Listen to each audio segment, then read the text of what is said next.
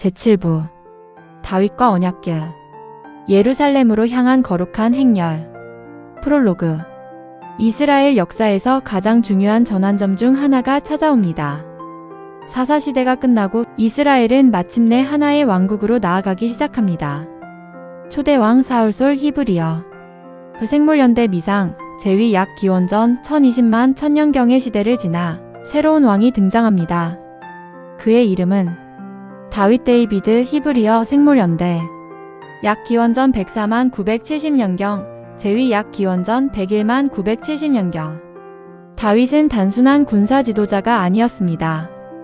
그는 이스라엘의 정치적 중심을 만들었고 예루살렘 저루설럼 히브리어 YRUSHALAYIM을 수도로 삼았으며 언약궤를 새로운 수도의 중심으로 가져왔습니다. 이 순간부터 언약궤는 단순한 성물이 아니라 이스라엘 왕국의 정체성을 상징하는 중심이 됩니다. 1. 다윗 시대의 시작 사울 왕이 전사한 뒤 이스라엘은 새로운 지도자를 맞이합니다. 다윗은 처음부터 모든 지파의 왕이 된 것은 아니었습니다. 그는 먼저 헤브론 히브리어에서 유다 지파의 왕이 되었고 이후 북쪽 지파들의 인정을 받아 전체 이스라엘의 왕이 됩니다. 사무엘하 북 오브 2세뮬 최종 편집은 일반적으로 기원전 6세기경으로 이해는 이 과정을 기록합니다. 다윗은 가장 먼저 해야 할 일이 있었습니다. 정치적 통합이었습니다. 그리고 그 중심에 예루살렘이 있었습니다. 2. 예루살렘 새로운 수도가 되다. 당시 예루살렘은 여부스제의 이비우스 히브리어 사람들이 차지하고 있던 도시였습니다. 다윗은 이곳을 정복하고 수도로 삼았습니다. 사무엘하 5장은 다윗이 예루살렘을 점령했다고 기록합니다. 예루살렘은 뛰어난 위치를 가지고 있었습니다. 산악지대의 방어적 위치, 남북 지역을 연결하는 지리적 위치, 특정 지파에 속하지 않는 중립적 위치 때문에 통합 왕국의 수도로 적합했습니다. 그러나 다윗에게 예루살렘은 단순한 정치 수도가 아니었습니다. 그곳을 종교적 중심으로 만들고자 했습니다. 그 핵심이 바로 언약궤였습니다. 3. 언약궤를 예루살렘으로 옮기다. 사무엘하 6장은 가장 유명한 언약궤 사건 중 하나를 기록합니다. 다윗은 이스라엘에서 3만 명을 모으고 언약궤를 예루살렘으로 옮기려 합니다. 언약궤는 오랫동안 기라저 아림 KIRIATH-JEARIM 히브리어에 머물러 있었습니다. 블레셋에서 돌아온 후 아비나답 ABINADAB의 집에 보관되어 있었던 것입니다. 다윗은 이제 언약궤를 왕도 중심으로 가져오려 했습니다. 4. 우사의 죽음. 그러나 예상하지 못한 사건이 발생합니다. 언약궤를 새 수레에 싣고 이동하던 중 소들이 뛰기 시작했습니다. 그때 우사유지지 히브리어가 손을 내밀어 언약궤를 붙잡았습니다. 성경은 하나님이 그를 치셨고 그가 죽었다고 기록합니다. 이 사건은 성경에서 가장 논쟁적인 장면 가운데 하나입니다. 왜 선한 의도로 보이는 행동이 죽음으로 이어졌을까요? 우사 사건의 의미. 현대 성서학에서는 여러 해석이 제시됩니다. 첫째, 거룩함의 개념. 고대 이스라엘에서 언약궤는 단순한 물건이 아니었습니다. 하나님의 임재를 상징하는 거룩한 대상이었습니다. 따라서 인간이 임의로 다룰 수 없다는 메시지로 해석됩니다. 둘째, 율법 규정과의 연결. 민수기 북 오브 넘버즈 4장은 고핫 자손이 언약궤를 운반할 때 직접 만지지 말고 채를 사용해야 한다고 규정합니다. 다윗은 처음 운반 과정에서 이 규정을 제대로 따르지 않았던 것입니다. 셋째, 왕권과 종교 권위의 관계. 일부 학자들은 이 사건을 왕이라 해도 하나님의 성물을 마음대로 통제할 수 없다는 신학적 메시지로 해석합니다. 6. 오베데돔의 집. 우사의 죽음 이후 다윗은 두려워했습니다. 그래서 언약궤를 바로 예루살렘으로 가져가지 못하고 오베데돔 OBED-EDOM의 집에 머물게 합니다. 성경은 석 달 동안 언약궤가 그곳에 있었고 하나님께서 오베데돔의 집에 복을 주셨다고 기록합니다. 이후 다윗은 다시 언약궤를 옮길 준비를 합니다. 이번에는 규정을 따릅니다. 7. 다윗의 춤. 언약궤가 예루살렘으로 들어오는 날 다윗은 매우 특별한 행동을 합니다. 그는 왕의 위엄을 내려놓고 백성 앞에서 춤을 춥니다. 사무엘하 6장 14절. 다윗이 여호와 앞에서 힘을 다하여 춤을 추는데 출처 입력. 이 장면은 고대 근동왕의 모습과 비교하면 매우 독특합니다. 왕은 일반적으로 신에게 선택받은 권위자로 묘사되지만 다윗은 자신 역시 하나님 앞에서는 한 사람의 예배자임을 보여줍니다. 8. 미갈의 비판. 다윗의 아내 미갈 미철 히브리어은 다윗의 행동을 비판합니다. 왕이 체면 없이 춤을 추었다고 생각한 것입니다. 그러나 다윗은 대답합니다. 자신은 사람 앞이 아니라 하나님 앞에서 기뻐한 것이라고 말합니다. 이 장면은 단순한 부부 갈등이 아닙니다. 왕권의 의미, 종교적 헌신, 지도자의 겸손이라는 주제를 담고 있습니다. 9. 예루살렘과 언약궤.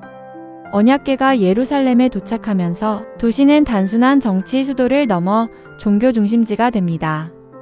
다윗은 언약궤를 위해 장막을 마련했습니다. 그리고 레위인들이 그것을 관리하도록 했습니다.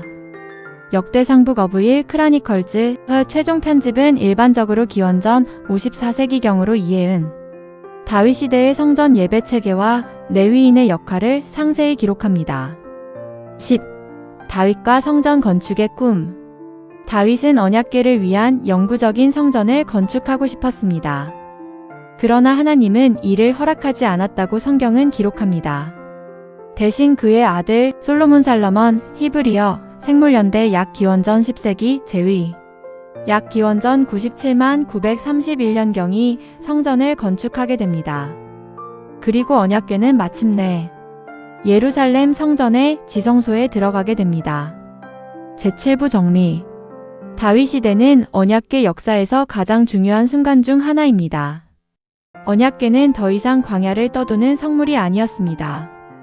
그것은 왕국의 중심, 예루살렘의 중심, 이스라엘 신앙의 중심이 되었습니다. 그러나 가장 영광스러운 순간은 아직 오지 않았습니다. 솔로몬이 건축한 성전. 그리고 그 성전의 가장 거룩한 장소, 지성소. 그곳에서 언약궤는 이스라엘 역사상 최고의 순간을 맞게 됩니다. 다음 제8부 예고. 솔로몬 성전과 언약궤 지성소에 들어간 언약의 상자. 다음 편에서는 솔로몬 살러먼의 성전 건축, 예루살렘 제1성 점퍼스트 템펄더, 지성소와 언약궤, 그룹 CHRUBIM의 의미, 성전 봉헌식, 언약궤가 사라지기 전 마지막 기록을 다루겠습니다. 제8부 솔로몬 성전과 언약궤, 지성소에 들어간 언약의 상자, 프롤로그, 예루살렘의 아침, 황금빛 햇살이 성전산 템펄 마운트, 히브리어 하 HABAYIT 위에 내려앉습니다. 수많은 장인들이 돌을 다듬고 레바논의 백향 목시더 어브 레버넌 이음반됩니다. 금과 은, 보석과 정교한 조각. 이스라엘 역사상 가장 화려한 건축물이 세워지고 있었습니다. 바로 예루살렘 제1성 점퍼스트 템펄 히브리어 베이트 HAMIKDASHHARISHON입니다. 그리고 이 성전의 가장 거룩한 장소, 지성소 홀리 어브 HOLIS의 중심에는 수백 년 동안 이스라엘 백성과 함께했던 성물이 놓입니다. 바로 언약궤 아크 어브 더 커버넌트였습니다. 1. 솔로몬 왕과 성전 건축. 다윗의 시대가 끝나고 그의 아들 솔로몬 살러먼 히브리어 생물연대 약 기원전 10세기 제위 약 기원전 97만 931년경이 왕위에 오릅니다. 솔로몬은 아버지 다윗이 이루지 못한 꿈을 이어받습니다. 바로 성전 건축입니다. 열왕기상북 어브 1 킹즈 최종 편집은 일반적으로 기원전 6세기경으로 이해 6장은 성전 건축을 상세히 기록합니다. 성전 건축은 솔로몬 즉위 4년째 이스라엘 출애굽 후 480년째 되는 해에 시작되었다고 기록됩니다. 열왕기상 61.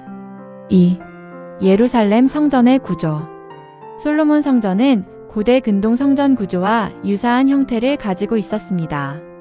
전체 구조는 크게 세 부분으로 나뉩니다. 현관율렘, 성전 입구에 위치한 공간입니다.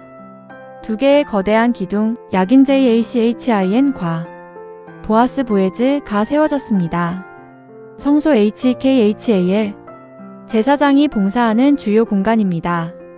이곳에는 금 등잔대, 진설병상, 분향단 등이 있었습니다. 지성소 DEBIR, 가장 안쪽의 공간입니다. 이곳에 언약궤가 놓였습니다. 지성소는 완전한 정방형 구조였으며 하나님의 임재를 상징하는 가장 거룩한 장소였습니다. 3. 언약궤가 지성소에 들어가다. 열왕기상 8장은 성전 봉헌식에서 언약궤가 지성소로 옮겨지는 장면을 기록합니다. 제사장들이 언약궤를 메고 들어갑니다. 그리고 그룹 CHRUBIM의 날개 아래에 둡니다. 솔로몬은 백성 앞에서 기도합니다. 성전은 단순한 건물이 아니라 하나님과 이스라엘의 언약 관계를 상징하는 장소였습니다. 4. 거대한 그룹상. 솔로몬 성전에서 가장 인상적인 장면 중 하나는 지성소 안의 거대한 그룹상입니다. 열왕기상 6장에 따르면 감람나무 알러브우드로 만든 두 그룹이 있었습니다. 각 그룹은 높이가 10규빗이었습니다. 약 45m에 해당하는 거대한 크기입니다. 두 그룹은 날개를 펼쳐 지성소 전체를 덮었습니다. 그룹 CHRUBIM의 의미. 현대인들은 흔히 그룹을 작은 아기 천사의 모습으로 생각하지만 고대 근동에서 그룹은 전혀 다른 존재였습니다. 히브리어 KRUV, 복수형 KRUVIM. 고대 근동에서는 왕좌를 지키는 수호 존재, 신성한 공간을 보호하는 상징으로 나타납니다.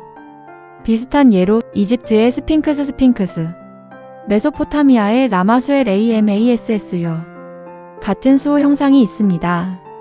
그러나 이스라엘의 그룹은 신 자체가 아니라 하나님의 거룩함을 상징하는 존재였습니다. 6. 성전 봉헌식.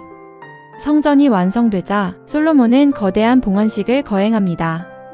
열왕기상 8장에 따르면 하늘에서 불이 내려오는 장면, 구름이 성전을 가득 채우는 장면이 기록됩니다. 이는 성막시대의 전통과 연결됩니다. 출애굽기의 성막에서도 하나님의 영광이 구름으로 나타났습니다. 이제 그 임재의 상징이 성전으로 옮겨진 것입니다. 7. 언약궤 안에는 무엇이 있었는가? 열왕기상 8장 9절은 중요한 내용을 기록합니다. 궤 안에는 두 돌판 외에 아무것도 없으니 출처 입력. 이는 이전 전승과 약간 차이가 있습니다. 히브리서 9장 4절은 만나 항아리, 아론의 쌍난 지팡이, 언약의 돌판이 있었다고 언급합니다. 그러나 열왕기상에서는 솔로몬 시대에는 돌판만 있었다고 기록합니다. 이 차이는 성서 전승이 여러 시대의 기억을 반영하고 있음을 보여주는 중요한 연구 주제입니다. 8. 제1성전 시대의 언약궤. 솔로몬 시대 이후 언약궤는 예루살렘 성전의 가장 중요한 성물이었습니다. 그러나 모든 시대가 평화로운 것은 아니었습니다. 왕국은 남북으로 분열됩니다. 북이스라엘 왕국 노던 킹덤 오브 이즈리얼 기원전 108세기, 남유다 왕국 킹덤 오브 주더 기원전 106세기으로 나뉘게 됩니다. 예루살렘 성전은 남유다의 중심이 됩니다. 9. 히스기야와 요시야 시대. 남유다의 왕들 가운데 종교 개혁을 추진한 왕들이 있었습니다. 히스기야 HZKIAH 제위약 기원전 71만 5687년. 어시리아의 위협 속에서 예루살렘을 지켰습니다. 요시야 조사이어 제위약 기원전 64만 609년. 성전 개혁을 추진했습니다. 열왕기하북 오브 이 킹즈는 요시야 시대 성전 정화와 율법책 발견 사건을 기록합니다. 그러나 거대한 제국의 흐름은 유다를 향하고 있었습니다. 10. 바빌론의 침공. 기원전 6세기 초 신바빌로니아 제국 니오-베벌로니언 엠파이어 기원전 62만 6539년의 왕 느부갓네살이센 이비우시 HADNEGGAR II 아카드어 네브-KUD어 RI-UO II 제위 기원전 60만 5562년가 등장합니다. 기원전 586년 예루살렘은 함락되고 솔로몬 성전은 파괴됩니다. 그리고 그 순간 역사상 가장 큰 질문이 시작됩니다. 언약궤는 어디로 갔는가? 성경은 그 이후 언약궤의 운명을 명확하게 기록하지 않습니다. 제8부 정리. 솔로몬 성전 시대는 언약궤 역사에서 가장 영광스러운 순간이었습니다. 광야에서 시작된 작은 상자는 예루살렘 성전 지성소의 중심이 되었습니다. 그러나 역사의 폭풍이 다가왔습니다. 바빌론의 침공, 성전의 파괴, 그리고 언약궤의 실종. 이제부터 언약궤 이야기는 역사와 전설, 고고학과 신앙의 경계에 들어서게 됩니다. 다음 제구부 예고. 사라진 언약궤 바빌론 멸망과 함께 사라진 성물. 다음 편에서는 기원전 586년 예루살렘 함락, 바빌론 기록과 성전 약탈, 언약궤가 성경에서 사라진 이유, 예레미야 제러마이어 전승, 에티오피아 전승, 숨겨진 언약궤 전설의 시작을 살펴보겠습니다.